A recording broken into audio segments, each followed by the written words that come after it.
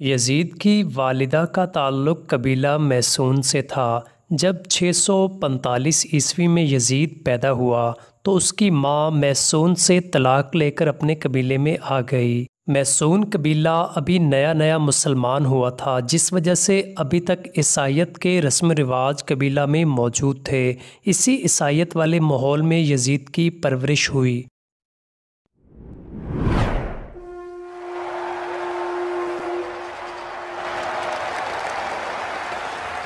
بندروں کو پال کر ان سے کھیلنا، شراب خوری اور شطرنج اس کی مصروفیات کا اجاگر پہلو تھے۔ انتہائی مخالفت کے باوجود یزید 60 ہجری میں تخت نشین ہوا۔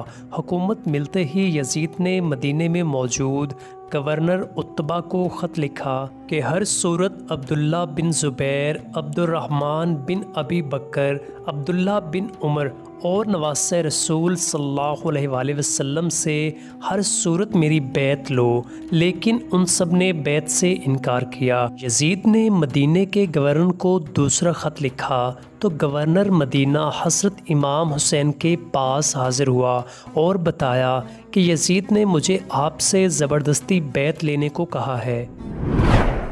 جب امام عالی مقام نے دیکھا کہ مدینہ میں قتل و غارت اور فساد برپا ہو سکتا ہے تو آپ نے ہجرت شروع کر دی۔ اپنے خاندان اور کچھ اصحاب کے ساتھ آپ پہلے مکہ گئے اور پھر کوفہ کی طرف روانہ ہو گئے، لیکن 18,000 کوفیوں نے حضرت امام حسین کی بیعت توڑ دی اور پھر واقعہ کربلا پیش آیا۔ یزید نے عبید اللہ ابن زیاد جیسے گورنر کو کوفہ میں تعینات کیا، جس کو حکم دیا گیا کہ کربلا میں ہی حضرت امام حسین سے بیعت لی جائیں، بصورت دیگر ان سے جنگ کی جائے۔ عبداللہ ابن زیاد کے حکم سے شمر اور عمر بن سعد نے کربلا پر لشکر کشی کی۔ نواسۂ رسول صلی اللہ علیہ وآلہ وسلم اور ان کے 72 جانثاروں کو 3 دن تک پیاسا رکھ کر شہید کر دیا۔ ایسا ظلم کیا گیا کہ جس کی کوئی مثال نہیں ملتی۔ بچے، بوڑھے، جوان، یہاں تک کہ عورتوں کو بھی قیدی بنایا گیا۔ عورتیں بھی کوئی عام نہیں ہیں، وہ نبی جو وجہ کائنات ہیں، یہ انہی کی نواسیاں تھیں۔ اللہ اکبر۔ پھر یزید کے دربار میں جب امام حسین کا سر مبارک پیش کیا گیا تو اس نے آپ کے سر مبارک کی بھی توہین کی اور کچھ ایسے اشعار پڑھے کہ بعض تاریخ دان تو یزید کو فاسق و فاجر ہونے کے ساتھ ساتھ کافر بھی قرار دیتے ہیں۔ آخر کیا وجہ تھی کہ یزید نے عبید اللہ ابن زیاد، شمر اور عمر بن سعد کو اہل بیت کو شہید کرنے کی سزا کیوں نہ دی گئی؟ کیوں واقعہ کربلا کے بعد بھی یزید کی موت تک عبید اللہ ابن زیاد کوفہ اور بصرہ پر یزید کی طرف سے حکمران رہا؟ ایسے واقعات کے باوجود بھی ابن زیاد جیسا شخص اپنی مسند پر براجمان رکھنے کی وجہ یزید کے پاس آخر کیا تھی؟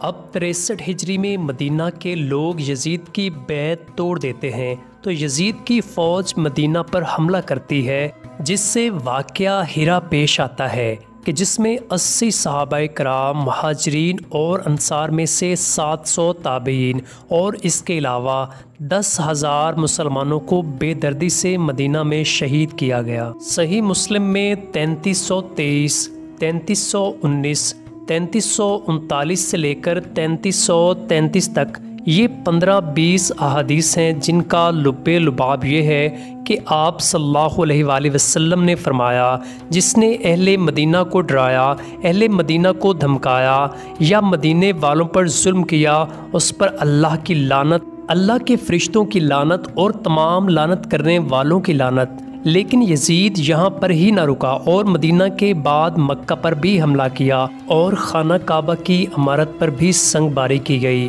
بس پھر یزید کو دی گئی اللہ پاک کی مہلت ختم ہوتی ہے۔ اب اس ظالم، فاسق و فاجر اور شرابی کی موت آتی ہے۔ یزید کی موت کے متعلق 3 طرح کی روایات تاریخ کتب میں ملتی ہیں۔ پہلی روایت تو یہ ہے کہ یزید ایک رومی نسل کی خوبصورت لڑکی کے عشق میں مبتلا ہو گیا تھا۔ یزید نے اس لڑکی کو حاصل کرنے کی ہر ممکن کوشش کی، یہاں تک کہ اس کے سارے خاندان کو بھی مروایا۔ لیکن پھر بھی وہ لڑکی یزید کے ہاتھ نہ آ سکی۔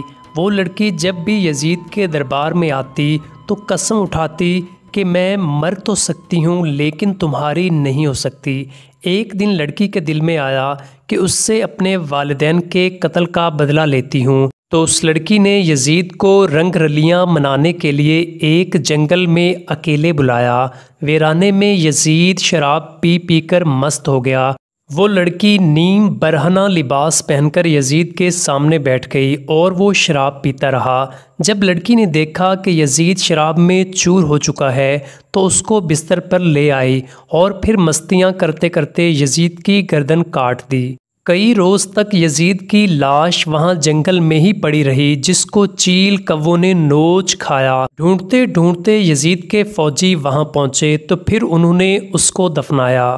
یزید کی موت کی دوسری روایت یہ ہے کہ 64 ہجری میں یزید ایک انتہائی موذی بیماری میں مبتلا ہوا جس سے اس کی آنتیں جل گئی تھیں۔ وہ مچھلی کی طرح تڑپتا رہتا تھا۔ پیاس اس شدت سے لگتی تھی کہ وہ خود کو پانی کے تالاب میں گرا دیتا تھا، لیکن گلا اس قدر بند تھا کہ ایک گھونٹ پانی بھی حلق سے نہ اترتا تھا۔ اسی حالت میں 3 دن رہنے کے بعد یزید کی موت ہوئی۔ یزید کی موت کی تیسری روایت یہ ہے کہ چونکہ یزید بندر پالنے کا شوقین تھا تو اسی شوق نے اس کی جان لے لی۔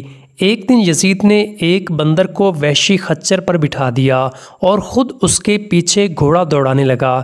جنگل میں پہنچ کر گھوڑے نے نواسہ رسول صلی اللہ علیہ وآلہ وسلم کے قاتل کو اپنی پیٹھ سے گرا دیا اور یزید کا پاؤں گھوڑے کی رکاب میں پھنس گیا۔ وہ گھوڑا دوڑتا رہا اور یزید زمین پر گرتے گرتے اس کا سر ایک پتھر پر جا ٹکرایا، لیکن وہ گھوڑا نہ رکا یہاں تک کہ اس کا پورا جسم پامال ہونے لگا۔ یزید کی فوج نے جب یزید کی لاش کو دیکھا تو وہ کہنے لگے حسین ابن علی کے خون کی یہی سزا ہے۔ یزید صرف 3 برس 6 ماہ تخت شرارت و خباثت کر کے 14 ربیع الاول 64 ہجری کو شام ملک کے شہر حمص کے علاقے حوارین میں 39 سال کی عمر میں مر گیا۔ آج بھی اس ملعون کی قبر دمشق میں نشان عبرت ہے۔ اللہ پاک ہم سب کو صحیح معنوں میں اور دکھاوے سے پاک نبی پاک صلی اللہ علیہ وآلہ وسلم اور ان کی آل سے محبت عطا فرمائے۔ ہم بھی نبی آخر الزمان حضرت محمد صلی اللہ علیہ وآلہ وسلم اور اہل بیت پر اپنی جان، مال اور عزت قربان کرنے والوں میں شامل ہو جائیں۔ اے اللہ پاک ہماری دعائیں قبول فرما لے۔ کامنٹ سیکشن میں آمین لکھنا مت بھولیے گا۔